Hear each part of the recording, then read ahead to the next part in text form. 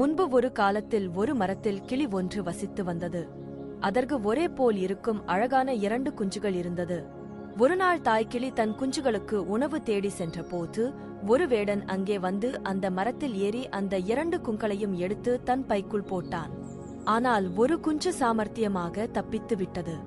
அந்த வழியாக வந்த முனிவர் ஒருவர் வேடனிடம் இருந்து தப்பிய குஞ்சை பார்த்து அதை தன் ஆசிரமத்திற்கு எடுத்துச் சென்றார்.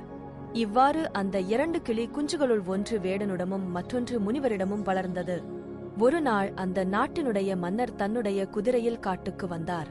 அங்கே வேடனின் வீடு இருந்தது.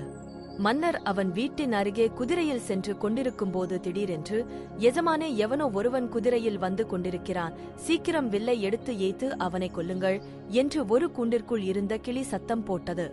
அதைக் கண்ட மன்னர் திரும்பிக் கூட பார்க்காமல் தன்னுடைய குதிரையை ஓட்டி சென்றார். வழியில் ஒரு ஆசிரமம் இருப்பதை பார்த்தார். அந்த ஆசிரமத்தில் இருந்து தண்ணீர் குடிக்க அவருடைய குதிரையை நிறுத்தினார். ஆசிரமத்திற்கு அருகில் சென்ற போது அங்கேயும் கூண்டுக்குள் ஒரு கிளி இருந்தது. அதை பார்த்ததும், இங்கேயும் ஒரு முரட்டுத்தனமான கிளி உள்ளது என்று அவர் எண்ணினார். ஆனால் அவர் ஆச்சரியப்படும் விதத்தில் அந்த கிளி பாடத் தொடங்கியது. வருக வருக மன்னரே, மிக்க மகிழ்ச்சியுடன் உங்களை எங்கள் வீட்டிற்கு வரவேற்கின்றோம் என்று பாடியது. உருவத்தில் அந்த வேடனின் வீட்டில் இருந்த கிளி போல இருந்தாலும் குணத்தில் சாந்தமும் நட்புடனும் இருக்கிறது என்று மன்னர் நினைத்தார். உன்னைப் போல ஒரு நல்ல குணமுடைய கிளியை பார்ப்பதில் மிகவும் மகிழ்ச்சி அடைகிறேன். கொஞ்சம் முன்புதான் உன்னைப் போல தோற்றமுள்ள ஒரு முரட்டுத்தனமான கிளியை பார்த்தேன். அந்த கிளி வேடனிடம் உள்ளதா என்று ஆசிரமத்தில் இருந்த கிளி கேட்டது.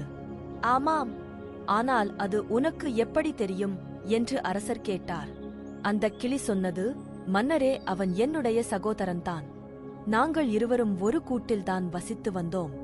ஒருநாள் அந்த வேடன் வந்து என் சகோதரனை பிடித்து சென்றான். நான் எப்படியோ தப்பித்து விட்டேன். அந்த வேடனுடைய கெட்ட குணம்தான் என்னுடைய சகோதரனுக்கு வந்துள்ளது. ஆனால் என்னுடைய எஜமானரோ ரொம்பவே நல்லவர், அவருடைய நற்குணம்தான் எனக்கு கிடைத்துள்ளது என்றது அந்த கிளி. அதைக் கேட்டு மன்னர் மிகவும் ஆச்சரியமுற்றார். நீதி, வளரும் சூழ்நிலைக்கு ஏற்ப குணங்கள் மாறுபடும்.